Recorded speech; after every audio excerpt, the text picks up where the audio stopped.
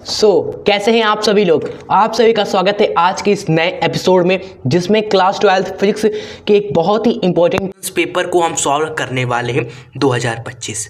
ठीक है, सबसे बेस्ट क्वेश्चन न्यूमेरिकल्स में पूछे गए हैं इसमें। स्टूडेंट्स आप देख सकते हो, पूरा पेपर सॉल्व करने वाले हैं। ठीक है, डोंट वरी, हर एक इंपॉर्टेंट क्वेश्चंस आपको हम बताते चलेंगे इस पेपर में। ऐसा नहीं कि हम छुड़वाते चलेंगे, नहीं, जो भी न्यूमेरिकल से इसमें पूछे गए हैं, बेस्ट न्यूमेरिकल आपका देखिए, ये बेस्ट न्यूमेरिकल है। एक अच्छा न्यूमेरिकल ये है नियम LCR परिपथ पे न्यूमेरिकल्स। ठीक है, और एक ये क्वेश्चन हो गया आपका, बाकी सारे क्वेश्चंस हम करेंगे। ठीक है स्टूडेंट्स, तो बहुत सारे इंपॉर्टेंट क्वेश्चंस भी हम इसमें देखेंगे, न्यूमेरिकल्स भी करेंगे, बहुत ही अच्छी प्रैक्टिस हो जाएगी। इस वीडियो को लास्ट तक जरूर देखें भाई। क्लियर, ये क्वेश्चन बहुत ही बेस्ट क्वेश्चन है स्टूडेंट्स, जिसको भी अच्छे से हम सॉल्व करने वाले हैं। चिंता मत करें, पूरा पोस्टमार्टम होगा आज इस पेपर का। ठीक है, चलो हमारे चैनल से जुड़ जाए भाई जो नहीं जुड़े हैं, जिससे आपकी पेपर्स की प्रैक्टिस चैनल से अच्छे तरीके से होती रहे। और बहुत सारे पेपर हमने करा भी दिए हैं। ठीक है, फिजिक्स के, केमिस्ट्री के, इंग्लिश के भी, तो आप चैनल पे जाकर उन पेपर्स को फाइंड कर सकते हो, प्लेलिस्ट में ही मौजूद है।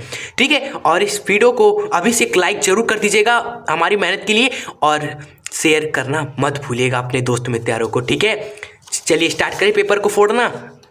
तो स्टूडेंट, सबसे पहला हमारा ऑब्जेक्टिव क्वेश्चन है कि विद्युत फ्लक्स का मात्रक होता है। देखिए, विद्युत फ्लक्स का मात्रक कई बार पूछा जाता है, वोल्ट मीटर होता है।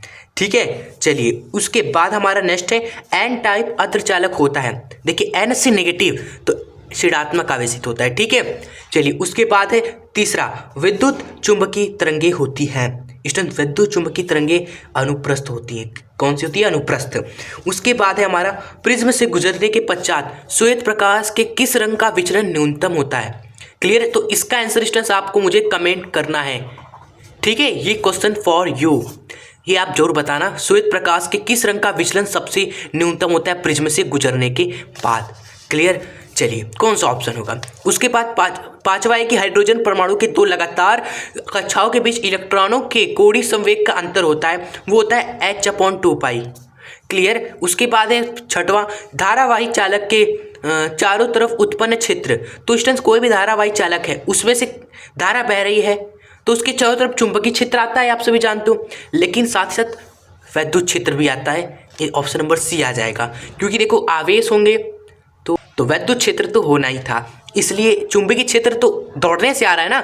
आवेश जो थे उनसे विद्युत क्षेत्र तो पहले ही बन गया, जब वो दौड़ भी नहीं रहे थे तब भी। ठीक है, तो ये हो गया ऑब्जेक्टिव क्वेश्चंस। अब आते हैं स्टूडेंट्स हमारे 2 नंबर वाले थ्योरी सवाल जो स्टार्ट हुए हैं इसमें, वो सॉल्व करते हैं। क्लियर स्टूडेंट्स, देखिए ये है आपका सबसे पहला कि गोलीय सतह पर प्रकाश के अपवर्तन के लिए ये जो सूत्र है ना, इनमें संकेतों को आपको बस बताना है, क्या क्या संकेत है बता देना है। तो ये तो आप खुद ही कर लोगे। N2 क्या है? दूसरे माध्यम का अपवर्तनांक। N1 है पहले माध्यम का अपवर्तनांक। स्टूडेंट्स, V है प्रतिबिंब की दूरी, U है बिंब की दूरी, R है इस गोली सतह की, जो गोली दर्पण है भैया, गोली सतह, उसकी त्रिज्या। ठीक है, ये आपको बस बताना था। उसके बाद स्टूडेंट्स, प्रकाश उत्सर्जक डायोड क्यों अग्र अभिनत होते हैं। देखिए, इसका कारण हमने लिखा हुआ है कि स्टूडेंट्स, ये जो पीएन संधि डायोड है, जिसे अग्र अभिनत में प्रयुक्त करने पर प्रकाश उत्सर्जित होता है। यानी अगर पीएन संधि डायोड को हम क्या करें, अग्र अभिनत में प्रयुक्त करें तो प्रकाश उसमें से निकलता है। और ये कैसा डायोड है स्टूडेंट्स? प्रकाश उत्सर्जक।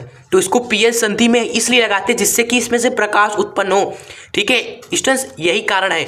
उसके बाद है हमारा स्टूडेंट्स तीसरा, यदि एक प्रिज्म के प्रिज्म कोण और न्यूनतम विचलन कोण के मान बराबर a हो तो प्रिज्म के पदार्थ का अपवर्तनांक ज्ञात कीजिए। बहुत ही सिंपल क्वेश्चन है। देखिए, इसमें बोला गया है कि जो प्रिज्म का प्रिज्म कोण है स्टूडेंट्स और न्यूनतम विचलन कोण है, वह दोनों के दोनों बराबर है। क्लियर, तो हमसे पूछा है अपवर्तनांक बताओ। अपवर्तनांक का फॉर्मूला होता है स्टूडेंट्स, आप सभी जानते हो, कई बार फॉर्मूला हमने बताया है, साइन डेल्टा मीन प्लस में a/2 अपॉन में sine a/2। Clear students, delta mean और a बराबर ही है, यानी कि आप स्टूडेंट्स क्या कर सकते हो, डेल्टा मीन को a लिख सकते हो। डेल्टा मीन को a लिख सकते हैं कि नहीं? जी हाँ, लिख सकते हैं। तो आइए लिखते हैं, जरा तो ध्यान से देखना। अपवर्तनांक किसके बराबर हो जाएगा? साइन डेल्टा मीन की जगह a लिख दो भाई, प्लस में a बटे में 2, फिर में बटे में साइन a/2। इसको सॉल्व करिए स्टूडेंट्स, मैथमेटिक्स थोड़ा लगेगा यहाँ पर, देखिए अपूर्णांक बराबर हो जाएगा साइन ए अपॉन में साइन ए बाई 2। आप क्या करें, अब स्टूडेंट्स हमारे पास एक फॉर्मूला होता है मैथ्स का कि साइन ए बराबर होता है 2 sine A by 2 cos A by 2। Sine A बराबर होता है sine A by 2 cos A by 2। तो हम इसको लिख सकते हैं sine A by 2 cos A by 2 बटे में sine A by 2। Clear. And फिर देखेंगे स्टूडेंट्स आपका कटा कि नहीं, कुछ कट गया, जी हाँ कट गया। ये कटा अपतनांक आ गया आपका स्टूडेंट्स किसके बराबर 2 कॉस ए बाई 2। ये आपका हो गया इस क्वेश्चन का आंसर। आई होप आपको समझ में आ गया होगा। चलिए उसके बाद आगे बढ़ते हैं हम घ वाला क्वेश्चन कि विद्युत चुंबकीय तरंगे के वैद्युत एवं चुंबकीय क्षेत्र सदिश ई सदिश एवं बी सदिश है। अब तरंग संचरण की दिशा ज्ञात कीजिए भैया। देखो जो डायरेक्शन होती है तरंग संचरण की स्टूडेंट्स वह क्या होती है, वैद्युत सदिश एवं चुंबकीय सदिश इन दोनों के लंबवत होगी। ठीक है भैया, दोनों के लंबवत होगी, खत्म क्वेश्चन। पांचवा है ट्रांसफार्मर का सिद्धांत क्या होता है। स्टूडेंट ट्रांसफार्मर आपका अन्योन्य प्रेरण के सिद्धांत पर काम करता है। जो प्रत्यावर्ती वोल्टेजा को या तो बढ़ाता है या तो घटाता है, आप सभी जानते हैं, यही इसका सिद्धांत है। ठीक है, उसके बाद है हमारा लास्ट कि किसी सेल का आंतरिक प्रतिरोध किन किन कारकों पर निर्भर करता है। तो स्टूडेंट्स देखो जो आंतरिक प्रतिरोध होता है वह दो बातों पर निर्भर करता है, एक सेल के अंदर उपस्थित आयन की सांद्रता पर और दूसरा इलेक्ट्रोडों के बीच की स्टूडेंट्स कितनी दूरी है भैया, उस पर भी। यही दो चीज़ें आप याद रखना, 2000 कई बार ये क्वेश्चन आया है। तो ये सारे इंपॉर्टेंट क्वेश्चंस जो आपके एग्जाम के लिए इंपॉर्टेंट है हम पोस्टमार्टम करेंगे यहाँ पर।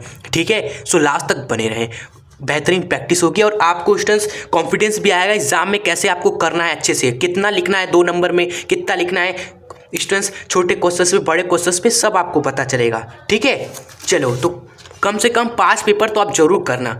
ठीक है भाई, हर साल 7 पेपर आते हैं, आप क्या 5 भी नहीं कर सकते? कर सकते हो ना, तो जरूर करना। हम अपने चैनल पर ही डाल रहे हैं वीडियोस पूरा सॉल्व करके पेपर। ठीक है, तो अभी सब्सक्राइब करके जुड़ जाएं जरूर से, क्योंकि आगे भी हिंदी के इंग्लिश के सबका पोस्टमार्टम लेकर आएंगे। बस आप कमेंट में बताना कि अगला कौन सा चाहिए, ठीक है, जिससे हम तैयारी कर सकें।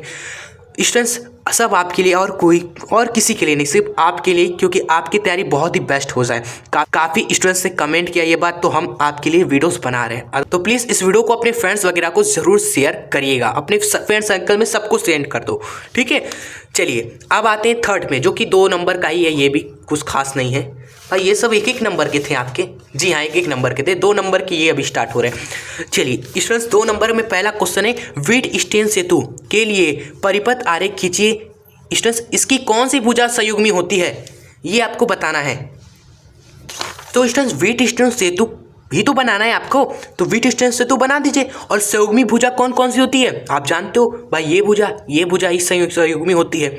क्यों संयुग्मी होती है? क्योंकि यह भुजा में स्टूडेंट जो प्रतिरोध है P व Q, सामने P Q, इनका जो रेशो होता है भैया वो बराबर होता है RS के रेशो के अनुपात के। इसलिए स्टूडेंट्स इन्हीं सामने वाली भुजा को संयुग्मी भुजा होती है स्टूडेंट्स। ठीक है, यही सामने की भुजा संयुग्मी भुजा होती है। ठीक है, कितना आसान था ये क्वेश्चन। उसके बाद ये मोस्ट इंपॉर्टेंट है संट भैया। ठीक है, व्हीटस्टीन सेतु में आपको ये भी जरूर देख लेना है, प्रूफ करना है। व्हीटस्टीन सेतु भैया रेशो वाला जो इसका इसमें है वो प्रूफ करना, व्हीटस्टीन सेतु का सिद्धांत सिद्ध करना, ये आपको जरूर पढ़ लेना है।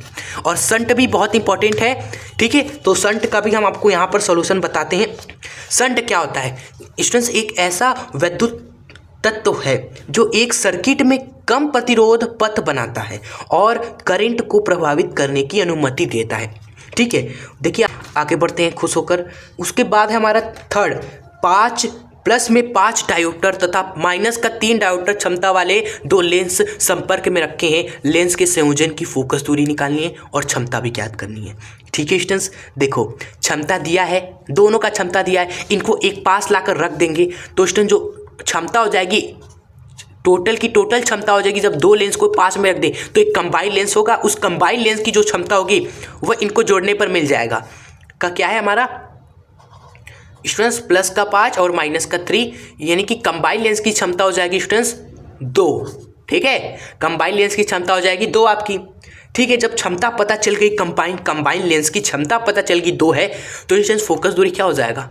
फोकस दूरी 1/d हो जाएगा, यानी कि स्टूडेंट 0.5 मीटर। ठीक है, जगह पे 2 रखोगे 0.5 मीटर यानी 50 सेंटीमीटर। क्वेश्चन सॉल्व हो गया आपका यहीं पर देखते ही देखते। क्लियर?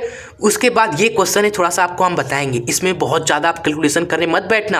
आपको हम ट्रिक बताते हैं, ऐसे सवाल आते हैं एग्जाम में 2025-26 के लिए, बहुत इंपॉर्टेंट है ये क्वेश्चन स्टूडेंट्स। ठीक है, इसके हम ट्रिक भी आपको अच्छे से बताने वाले हैं, इसलिए हमने कहा था इसको मिस मत करना। भाई हम कभी भी आपको कोई भी चीज़ हार्ड नहीं बनाते, जो क्वेश्चन आसान तरीके से हो सकते हैं आपको हम बताते हैं। ठीक है, चलिए इस क्वेश्चन को ध्यान से देख लीजिए, पढ़ लीजिए। ठीक है, इसी तरह का सवाल बन सकता है आपके पेपर में। चलिए, आई होप आपने अच्छे से पढ़ लिया हो क्वेश्चन। चलिए पोस्टमार्टम करते हैं, कैसे करा जाता है इस तरह का सवाल।